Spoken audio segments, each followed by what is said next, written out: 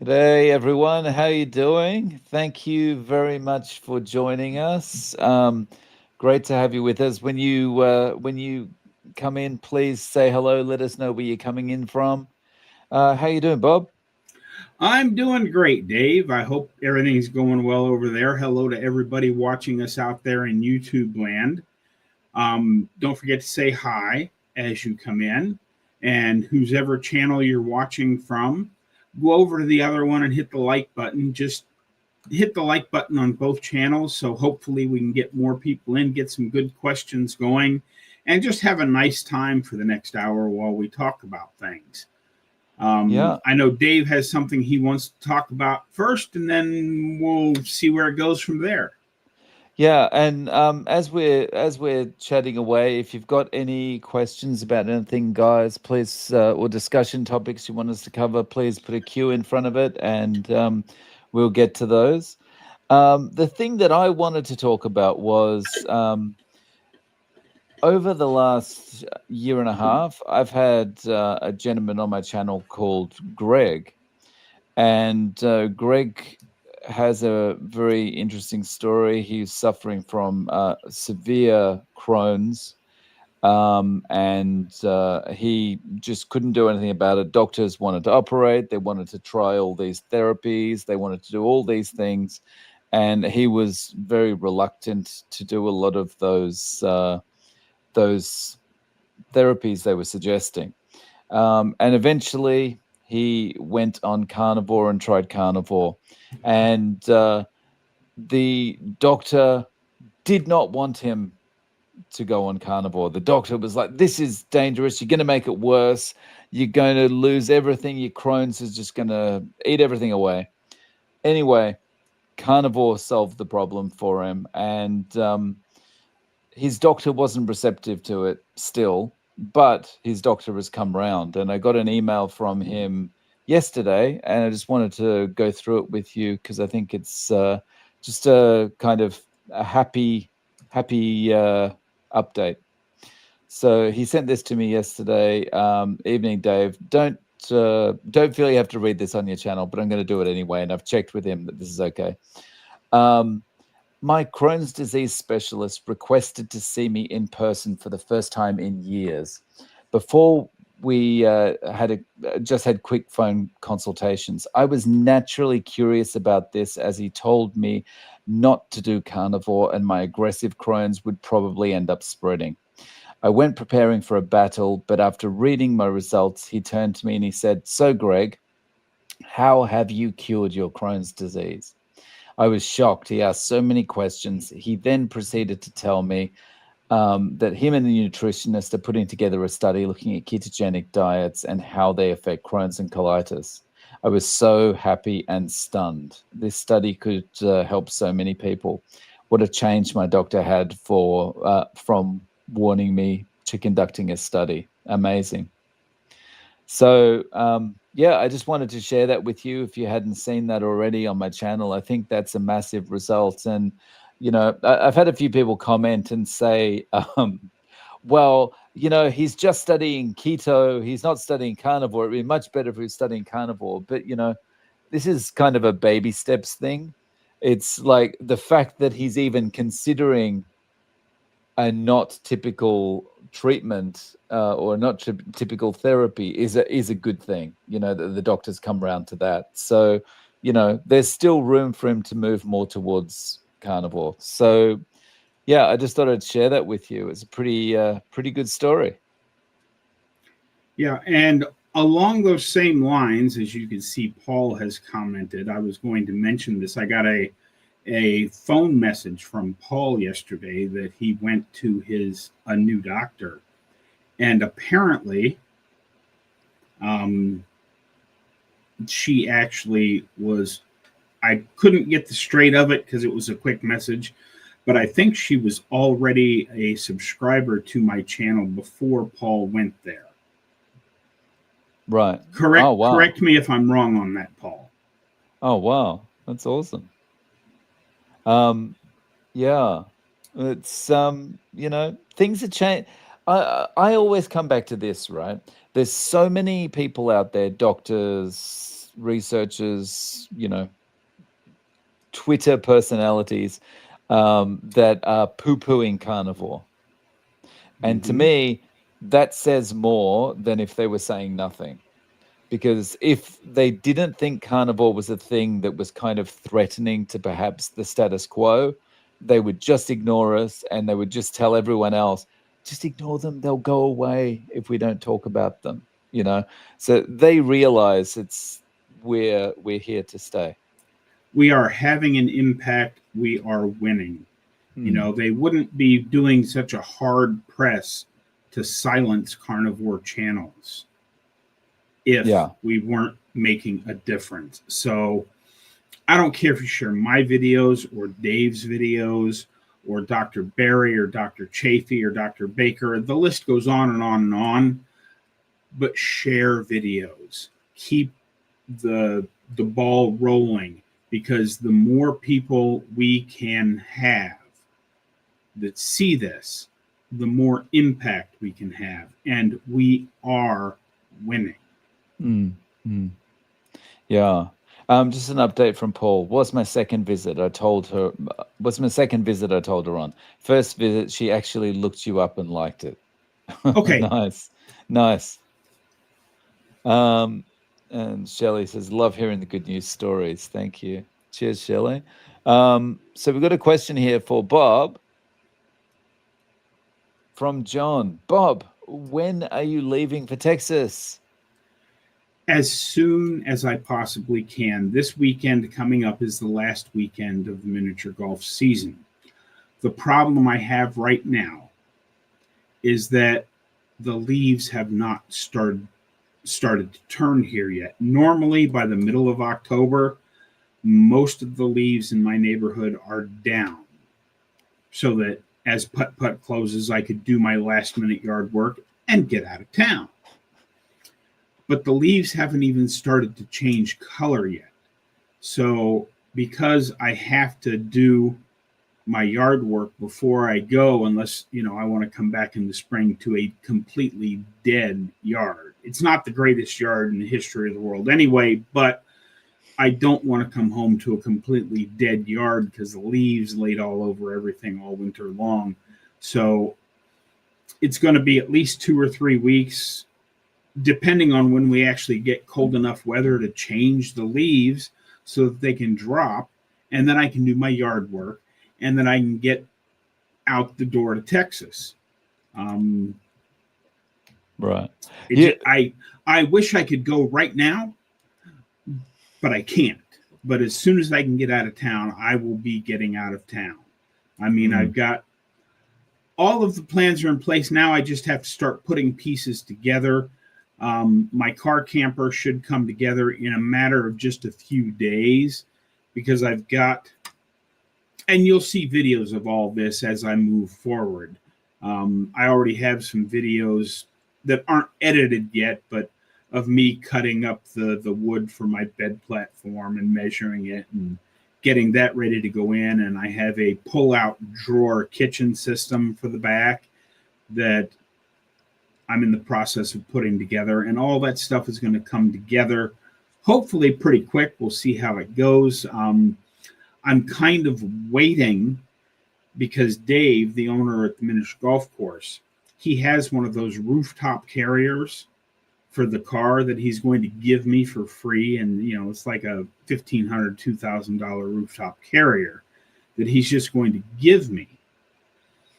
But we have to wait until he has time, and the weather cools off, because the rooftop carrier is underneath his pool cover. And he wants to wait until it's time to put, when the weather finally drops enough that he's going to close his pool for the year. I'll go up there and help him. We'll get the pool cover out and put it on the pool, and then dig out the rooftop carrier and put that on my car. So it's going to be a process, but once things really start to happen, it should happen pretty quick. I hope that answers your question, John. Nice. And John's also a fan of the beard, which is it's getting there. I got rid of it. I don't like how gray it is, but water will be at a premium when I'm down at the desert, and shaving without water is hard. So I decided that I just wasn't going to shave for the winter. I had a beard once upon a time, but that was more out of necessity because prior to carnivore, I was on massive amounts of blood thinners for my heart condition. So that if I accidentally nicked myself, it would bleed for hours. And it's really hard to get out the door to go to work with blood dripping down your shirt. There was one day I was driving out to Columbus because I had to go pick up the van at 5 o'clock in the morning and drive it out to Columbus, Nebraska and back. And the only way I could keep from dripping over everything is I just took a great big handful of gauze, pressed it to my chin, and then wrapped tape around it. And I got up there, and the guys who were unloading the van are like, "My God, Bob, what'd you do to your chin?" Jeez. I'm like, "I nicked it by shaving, but it just won't stop bleeding. So this is what I had to come up with to keep the blood from dripping all over myself." So, so it's like, "Hi, boss, I'm here on time, but sorry, I've bled all over the time cards while I was checking in." Yeah. Wow. So just a reminder, guys, if you've got any questions or anything you'd like us to discuss, please put a Q in front of it in the chat. But Bob, you had mentioned you had a couple of topics you wanted to talk about. Yeah, there's another one I'd like everybody's opinion on it. We all know that it's probably that's a probably in quotes because we all know the truth of it.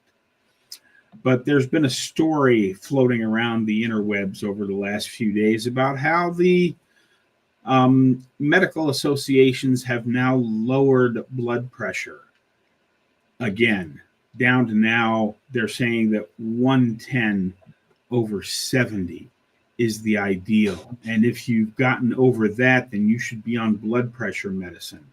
If you can stand up, your blood pressure is too high. Apparently so, because if you go back to the 1950s, the blood pressure guidelines were 100 plus your age. It's natural for it to go up as you age. And as long as the lower number was below 100, you were probably okay, because it's the higher numbers that do damage to your system. But now, just like with cholesterol, they keep lowering the bar because they want to sell you more drugs. But I was just curious if anybody else actually has blood pressure that's not exactly in the ranges, but they feel absolutely fine. Because my blood pressure has been shockingly low since I went on to carnivore. I mean, because I had always suffered with really high blood pressure according to the doctors, and they had me on a bunch of blood pressure meds. But since I've dropped all my meds and stayed on carnivore, my blood pressure averages about 118/67. Mine, just while people are putting in whether they have or not, mine, it was a while since I've had it done, but my last few were like 90 something over 60. It was really low. Like the last time I had it done, the nurse that checked it, she went, "Let me do that again." And she did it again, and then she looked at me and she went, "Oh, okay." So it's always really low since carnivore. It was never high, but it's really low on carnivore. But I contend that just like with our cholesterol levels, if you're eating a proper human diet, while your normal might be 90 over something and my normal might be 118 over something, somebody else's normal could be 135 or 140 over something. And as long as you're eating a proper human diet and are metabolically healthy, there's no reason to freak out if your numbers are higher than anybody else's. That's just like, your doctor, if you go in with a cholesterol of 350 today, they will freak out and say you're going to have a heart attack tomorrow. Whereas 50 or 60 years ago, if you'd gone to the doctor with cholesterol that high, they wouldn't have even batted an eye. Mm. Yeah. And the fact that they can get away with this is really, really shocking. That they can just go, oh yeah, 100 plus your age before, and then suddenly like, oh no, no, no, it should be lower than that. And it's like, where is the evidence? Like, you're just pulling these numbers out of your backside because it suits you to sell drugs. Yes. It's really, really bad. What's this one from Kathy? I will be weaning myself off BP meds in the next couple of weeks. I've had the same experience when I did keto. And Cordelia, my BP is low and steady and never had a problem since Carnivore. 110/68. The highest has been 118/70. Yeah. We've got a few questions here. Excellent. Um, I like questions. yeah. From Kathy. How long does it take to get the deep sleep benefit typically? I can't fall asleep or stay asleep. I think it varies from person to person. And it probably depends on a lot of things outside of diet as well. But it was quite quick for me, but I've spoken to a lot of people who haven't had improved sleep for a few months after they started. What are your thoughts on that, Bob?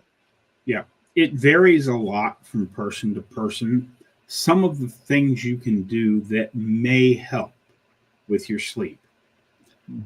First thing in the morning, before you do anything else, go out in your yard in your bare feet and ground while taking off your glasses and letting the sun hit your eyes. That will help set your circadian rhythm so that it knows this is the time to wake up. And now I know it's going to sound a little bit like hippie woo woo science, but blue blocking glasses in the evening when the sun normally goes down in your area, humans have not evolved with all of this light that we have. When it got dark out, we went into the caves and went to sleep. And then when it got light out, we got up and did stuff. The blue blocking glasses will help filter all of the things that can mess up your circadian rhythms while you're watching TV in the evening. Mm. And that can also help with Mm. your sleep. Like I said, I know, getting sun in the morning and grounding yourself and putting on blue blocking glasses at night can certainly sound like hippie woo woo science, but it's not. It works for many people. Mm. And if you're not sleeping now, what have you got to lose by giving it a try? Mm. Yeah, I was talking to Bart Kay the other day, and he's got interesting glasses now. Like, he's got ones that you wear at night that completely blocks out the blue, and then he's got ones that he wears during the day that doesn't completely block out the blue, but it does to some degree. So it's not as intense either during the day. And I thought that was pretty cool. Yeah. Um, okay, from Danny C. Hey Dave, are you able to do YouTube full time these days without a regular job? Um, I don't have a full time job, but I have to supplement because YouTube's not exactly not exactly the gold mine everyone thinks it is. But it's better than it was. But yeah, I mean, yeah, I still have to do some other things on the side. So, but hopefully one day, yeah. Um, and from John, Dave, what are the norms for blood pressure in Japan? I'm not 100% sure. I think it's like probably 120-ish over 80-ish. I think it's pretty much the same. Typically Japan takes their lead from whatever is the standard in the United States. And so if there is a change in the US about what the standard is, at some point, it might take a few years, but at some point that'll filter through to Japan as well. So if it suddenly does, 110 over 60 or something becomes the norm, then that'll eventually become the norm in Japan too. The only thing that is probably different here is like waist circumference, you know, because even that I've lost weight, as much as I have, they still look at me like, you're not quite thin enough, you know, like, yeah. Even when women are pregnant here, if they put on a bit of weight, the doctors shame them. It's pretty bad. Yeah. Um, yeah. Let's see. Do we have any other questions there? G'day, George. How you doing? Thanks for joining. And Tubi said, that is true. Light is the most important factor when fixing sleep. Yeah. I think if I was getting more sun and less of this light around me, I'd probably improve my sleep a lot too. Oh, what's this one? Dysautonomia, health system, Big Brother watches me. Fortunately, I self-monitor and keep years of notes. Oh, I'm not sure what dysautonomia is.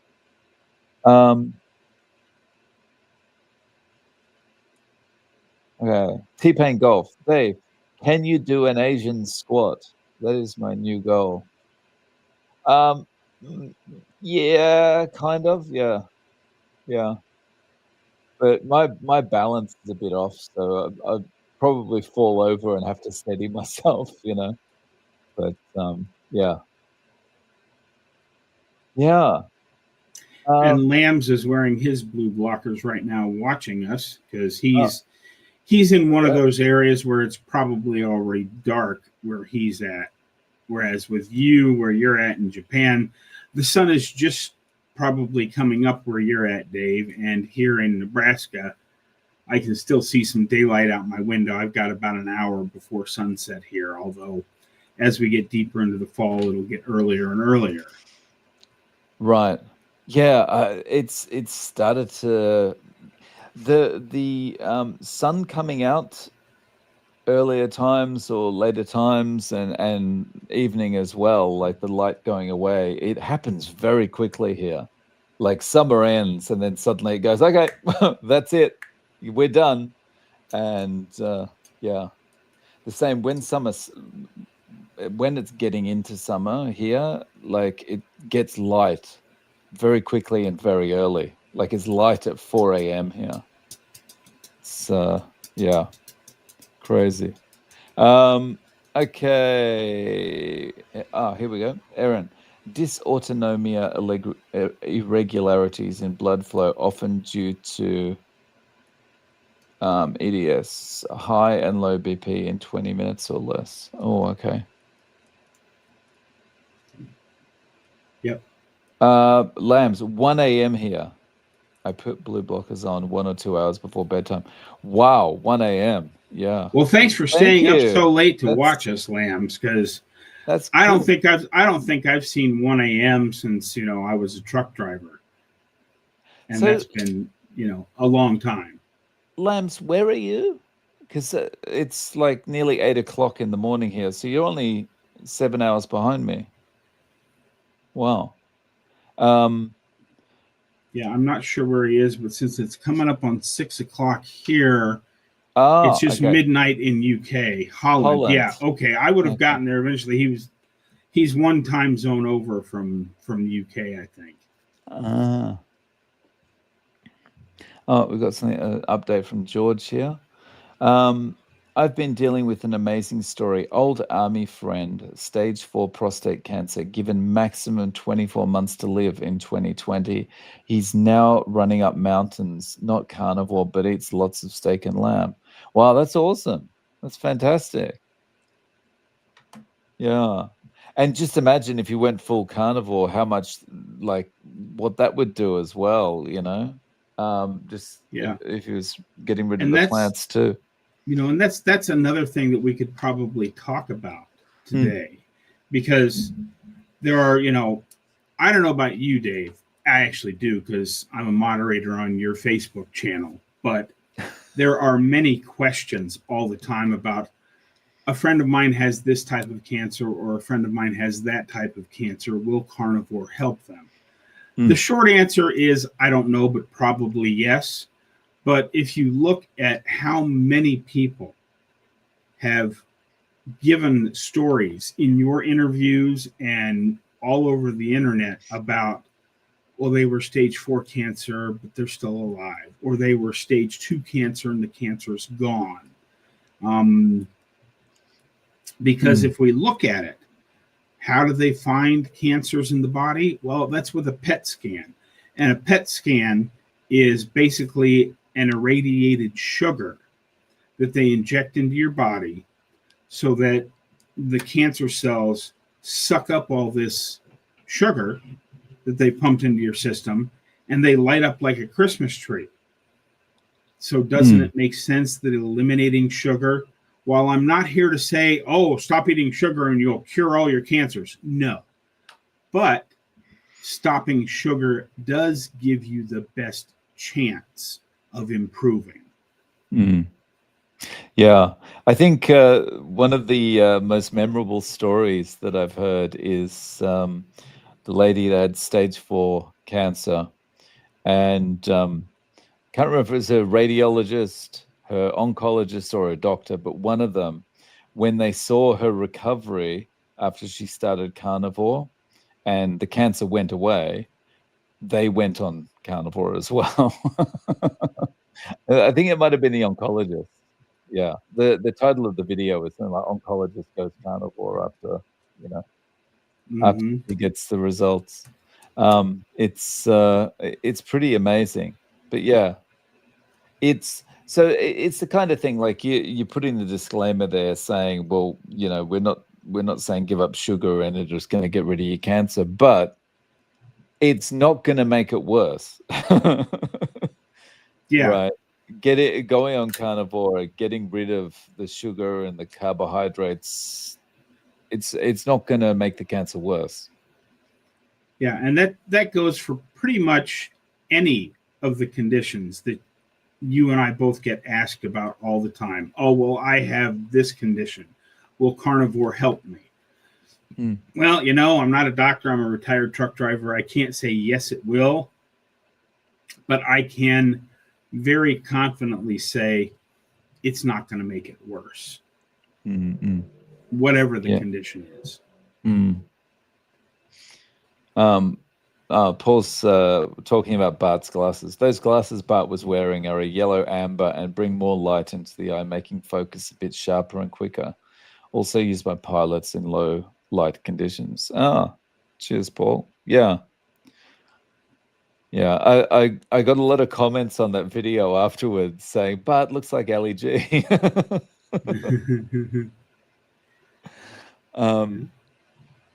Okay, Lamb says, if I was to be diagnosed with stage 4 cancer, I would go strict carnivore and combine it with fasting at first. Yeah, I think that's another good thing, is like get the fasting in and get the autophagy activated. Yeah, I mean, I'm not a huge fan of fasting because everybody knows Bob loves to eat. But if there was that type of situation going on, I think I could force myself to fast for 7 to 10 days just to get things started. Yeah. Okay. And G. Kuljan, so this great talk on the subject. Shocking new cancer truth no one talks about, with Thomas Seyfried.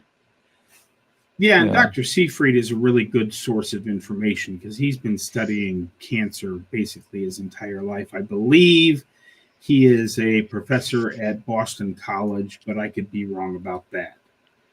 Mm. But he's been studying cancer for the last 40 years. Mm. So all in all, when you think about all the chronic disease that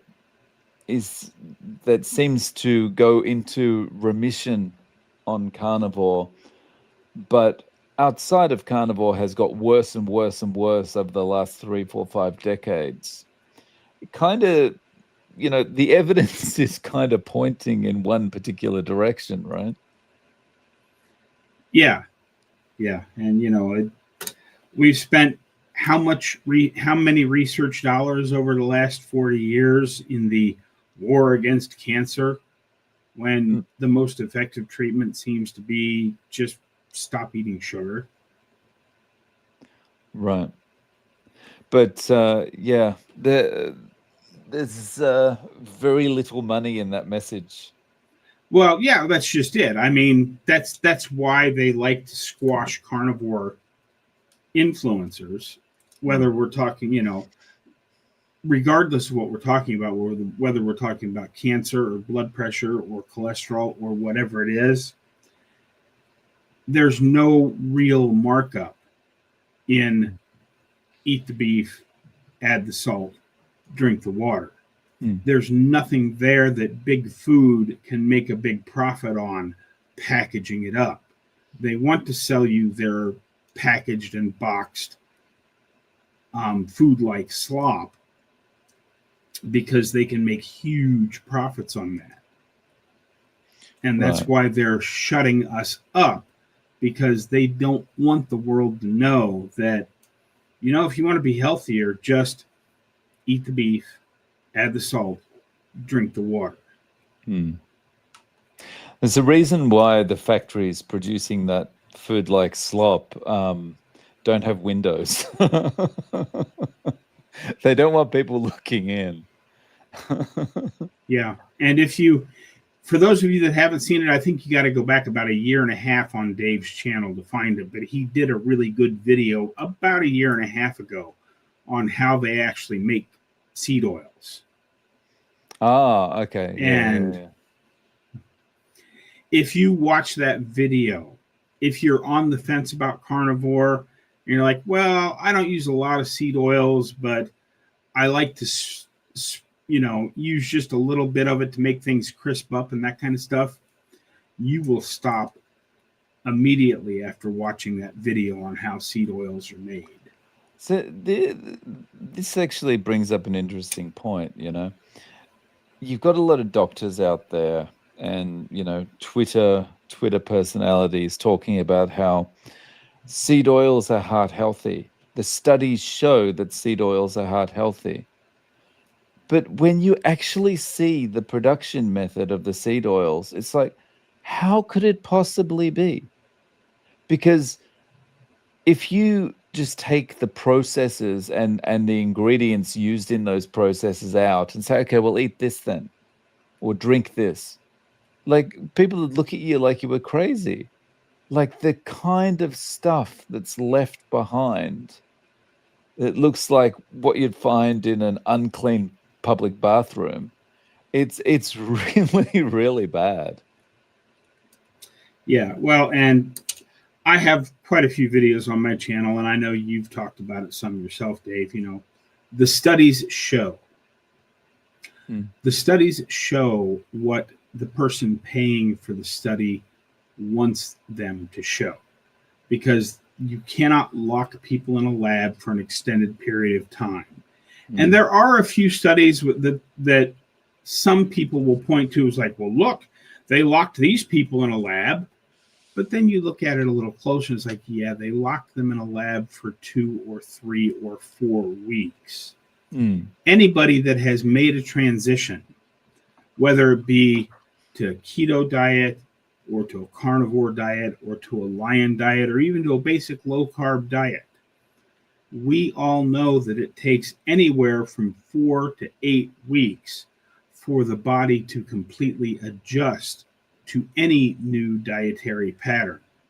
So, unless you lock them in a lab for at least 8 weeks prior to starting your study doesn't mean anything. Because, as we all know, because we've all played around with the numbers and gotten tests run or gotten our own blood pressure meters out or had an A1C test at home or whatever it is, those first 4 to 8 weeks, the numbers can vary wildly from day to day while your body adjusts to a new diet. Yeah. Just as you were talking, George has put up a Bart K quote that's quite nice. According to whom, based upon what? Yeah. See, that's just it. Yeah. And Lance is saying, you're using your brain, Dave. That's uncommon these days. Yeah. Well, yeah. Mr. Beaumont, do you guys see a chronological link between fluoride added to the water and the increase in sugar carb intake being lobbied for? If everyone's teeth started rotting out, we'd be asking why. Oh, that's a good point. Like, were they trying to get fluoride in at the same time they were also increasing ultra-processed foods and that kind of thing? Because then they counteract each other somewhat. Is that kind of the question? Yeah, I don't exactly understand the question, but if you look at the packaging on fluoride that they add to water supplies, it's got hazardous warnings on the packaging, and yet they're dumping it into the water supply. Just like, as according to WHO, there are studies that show fluoride helps. Really? According to WHO. It's just another industrial waste product that they found something to do with, and they snookered the public into believing that this was good for you. Yeah, they're quite good at that. Fluoride, seed oils. Yeah. Yeah. It's and we just like, well, that's the advice from the government. And that's why they are so against us. Besides cutting into their profits, they know that if the real truth of some of these companies get out on what they've convinced the public of over the last 40 or 50 years, that they will see trillions of dollars in lawsuits coming their way. Yeah. They create a problem, rotting teeth, and provide the solution, fluoride. Yeah, that's a gist. Yeah. I think that, and the problem with this whole thing is it's just this endless kind of I scratch your back, you scratch mine kind of thing, Food companies, we'll make the teeth rot, and then dentists, you've got an unlimited supply of customers, and and ophthalmologists, you've got a limited supply of people with eye problems, and big pharma, you've got an unlimited supply of people that need medications. It never ends. It's very hard to break that, because you'd be tearing down the whole economy to break that. Yeah, I mean, it will be painful, but I think that's something that has to happen to get human beings back to the health that we're supposed to have. I'm not an anarchist. I don't say we need to cancel the whole system today, but we need to tear down the whole system today. Get back to eating the foods that we've been eating prior to, 100 years ago. I used to say prior to 60 years ago, but now that I'm older, it's 100 years ago. But yeah, I mean, just we just have to get back to, even if we just get back to where we were at in the 70s. But yeah, If we get it all the way back to the turn of the century, the other century, 1900, and get, I forget, I saw one. Let me see if I can find it here real quick while I'm talking to the camera. Um, it was about butter consumption, and I think I shared it on my Facebook page, and that's where I'll find it. Um, See, you mentioned the 70s. Even the 80s was not bad.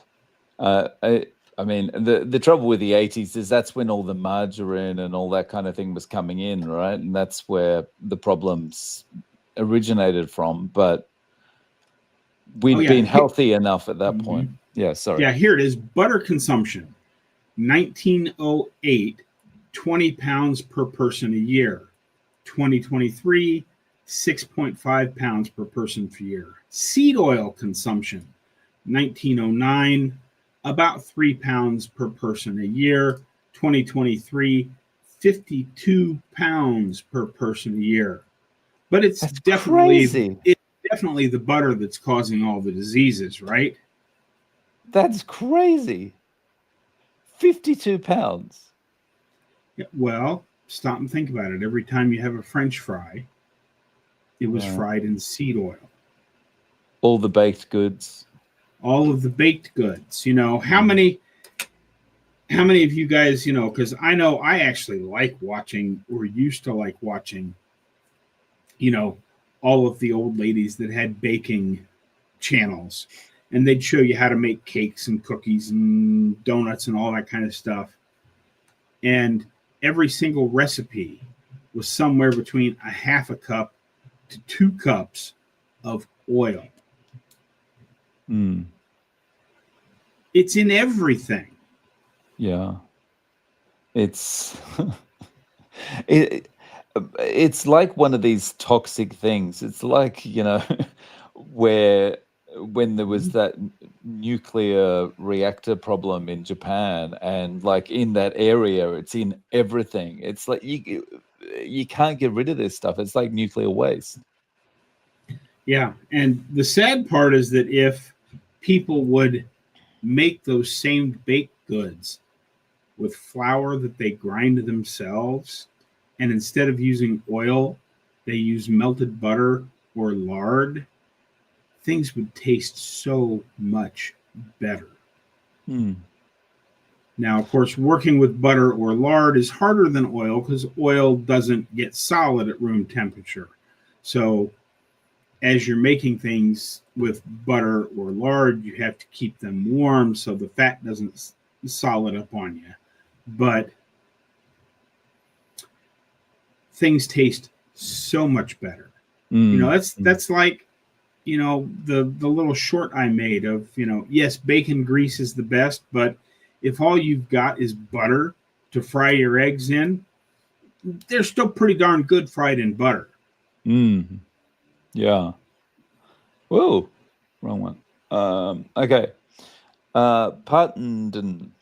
My worst item to eliminate seed oil is mayonnaise. I'm conditioned to Duke's mayo here. No alternative tastes similar enough to Duke's. Is that a US brand? Duke's is a mayonnaise brand in the south Right. of the United States, but I believe it's Nisha Berry, but it might be Kim Howerton or Two Crazy Ketos. They have lots of different mayonnaise recipes on their channels. Hmm. Go check them out, and hopefully you find one. I've never actually had Duke's mayo because I've never really been a big fan of mayo, but I know about Duke's. People love Duke's compared to everything else, but go check out Nisha's channels and Kim Howerton's channel for recipes because they all have recipes for mayonnaise that you can make yourself that is at least keto, and there are a couple of them that are fully carnivore. And perhaps you can find one that you like well enough to get rid of the seed oils that you're taking in via Duke's mayo. Hmm. Yeah. Um, and Pattenden follows up. I need to try making my own mayo with bacon grease. Thanks, Bob. Yeah. Nice. Yeah, I've lost a lot of those tastes, since I've been carnivore. It's just I loved mayo. I loved anything with a little bit of a sour taste and stuff, and that's just all kind of gone. Mm-hmm. I don't have any feeling like, oh, I need to eat that now.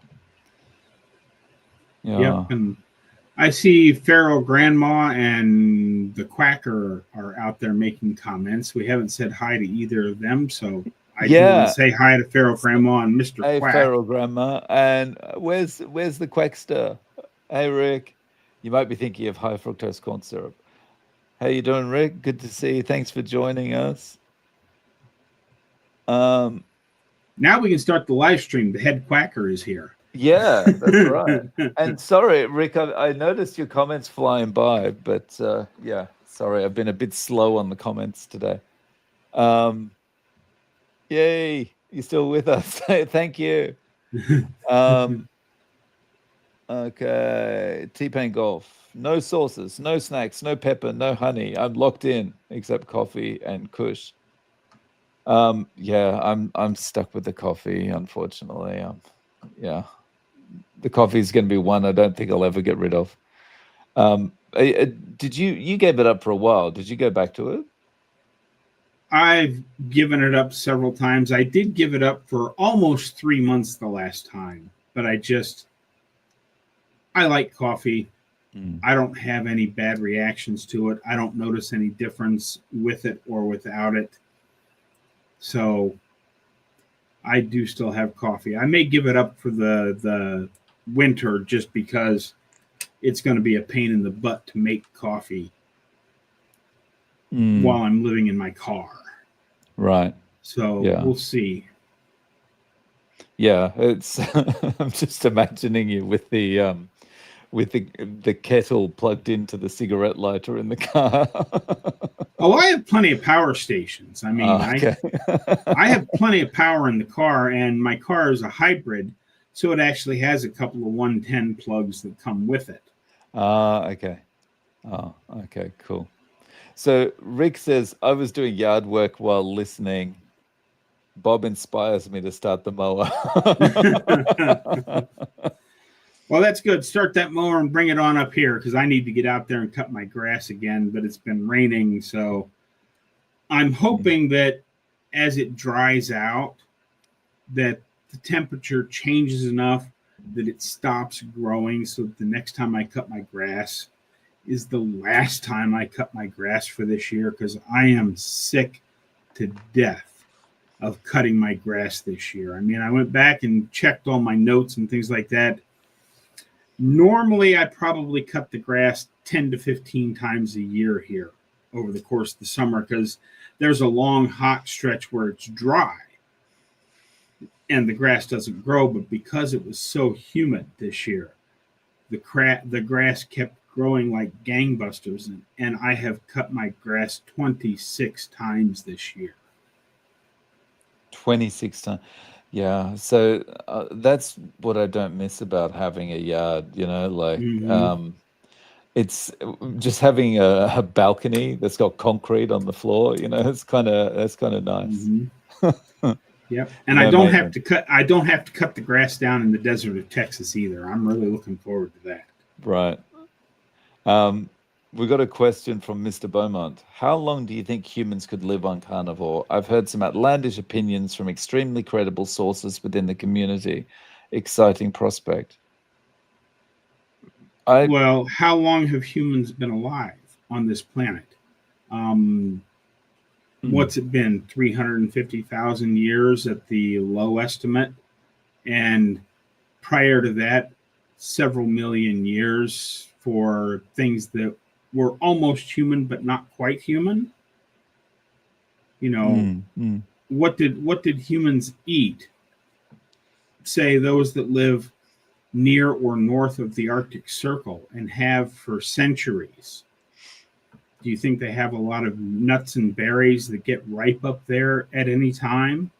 mm, No, they live on carnivore and mm, have for centuries. mm, So, my personal opinion is that Humans can live on carnivore indefinitely. Look at Charger Mopar, Mr. Rick there. He's been, I believe he's at 42 years now. Maggie the Rancher's probably at 66 or 67 years now. If that's not enough proof, there are multitudes of people that have been doing this for multiple decades. Yeah. Okay.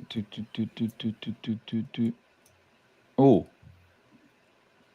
My nephrologist told me Monday I need to find another doctor. I've turned... Because he doesn't like the fact that you're on carnivore? I've turned my failing kidneys from GFR 20 to GFR 57 since January. So going up is good, right? I believe so. I would have to look, but... Wow. And so your doctor said, I don't like this getting well business. Stop that immediately or find yourself another doctor. Yeah. Well, there's no profit in somebody getting better. A sick customer, we've talked about this many times, even on this live stream, Dave. There's no money in a perfectly healthy person, and there's no money in a dead person. The sweet spot is to get you as close to death as possible without actually killing you. That's where the real money is made on people. Yeah. It's like no limbs, head cut off. That's okay because we can still rent you a wheelchair. It's like, you know. But congratulations to you, Scott. That's really good congratulations, progress. Scott. Okay, and Burns Aquatics. Hi, Dave and Bob. I've found that on carnivore, I need less sleep, about 6 hours. Is this true for you both? I think 8 hours is needed for the SAD diet. Yeah, for me, like, I had about 6 last night. I went to bed at 10 o'clock, woke up at 4. So, yeah, and I felt very energetic when I woke up and ready to take on the day. How about you, Bob? I'm a slug. A slug? I'm a slug. Back on when I was on SAD, I need, 10, 11 hours was a really nice night's sleep. And now I like 8. I can get by on 6 or 7, but I like 8. But, I'm a slug. Right. Okay. But I think generally Burns Aquatics is correct. Most people get by with less sleep on carnivore. Yeah. Okay. Lily Mae Patterson is reporting in. 1 month from turning 70. 4'9.5", 93 pounds. Good blood tests. Raising chickens, but milk, goat milk drying up. Otherwise, it's heaven. Nice work, Lily Mae. Absolutely. Very good. Excellent. And Scott's just following up. I'm tired of being told what I'm doing is going to make my kidneys worse, especially when it's making them better. It's provably making them better, and you're being told it's going to make them worse. It's ridiculous. Yeah. And I actually just did a video on this. If you go back and look at my channel just last week or so, the whole thing, the myth that too much protein damages your kidneys comes from the fact that what's the first sign of kidney disease? Protein in your urine. So they just have always assumed that it was the protein that was damaging your kidneys. It's not. It's the sugar.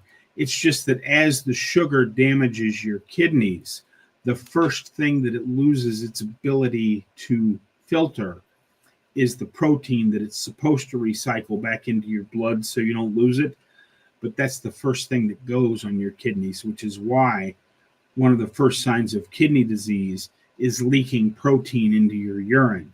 It has nothing to do with the fact that the protein is damaging your kidneys, but that's the common misconception that doctors that don't know any better still live their lives by today. Yeah, it's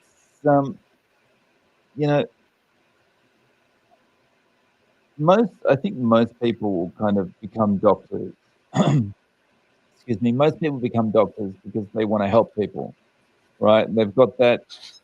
I think they get into it because they kind of feel like, okay, I want to help people. I want to do good for society. I want to feel intrinsically motivated that, I know that I'm going home in the evening knowing that I've, done an operation that makes someone better, or I've given someone advice that makes them better. But they just get indoctrinated into this system, which is basically prescribe, prescribe, prescribe. Say that anything natural can't be helping you. It's crazy. And I mean, the bottom line, I hate to keep going back to this, but if protein was bad for your kidneys, how are we still here as a species? Hmm. Do you think, do you think the Inuit of the North, even 500 years ago, said, oh, we can't eat that seal because that saturated fat's bad for us. Let's go south 500 miles and see if we can't find ourselves some soybeans to eat. Yeah, let's go and find some soybeans and avocados. Um, yeah, they weren't worried about their GFR score. You know, Mm-hmm. yeah, it's crazy. Yeah. So are there any other questions there? No, no questions. Yeah. And Papa Yeah. Carnivore's made it into the house. Oh, hello, Papa Carnivore. He's responding to Donna there. I haven't checked. Oh, and Scott's telling me that he's lost 67 pounds and beat dialysis, and he tells me I'm wrong and to find another doctor. Yeah, we're gonna have none of this health business in this clinic. If you don't need a machine, then you're obviously doing something wrong. Yes. Heaven forbid you actually get better. it's Because it's if all of really his bad. patients are going to the dialysis clinic, then he gets paid even more Yeah, from the people that are paying him. yeah. See, the thing is, Scott, it's all well and good to be getting better, but who is going to pay for his kids to go to private school? That's what I want to know. Who's going to pay Mm-hmm. for his kids to go to private school, and who's going to pay his country club membership? Not you, that's for sure. So, yeah, that's why he's firing you. You're no good to him. Mm-hmm. Yeah. Um, wow. So no more questions. So we might call it a day for this live. Thank you to everyone for joining us. Thanks for your questions, your chats, and listening to us ramble on. And it's been a pleasure to spend this last hour with you. Bob? Yeah, I love this hour. Getting to talk with my friend Dave over there on the other side of the screen, getting to talk with all of you guys. And we don't script this. We just talk about whatever you guys want to talk about. We had a couple of things that we wanted to talk about when we started, but we basically just spend the hour talking with you guys about whatever you want to talk about. And that's one of my favorite things to do. The only thing I will say at this point is don't forget, get out there and be 1% better.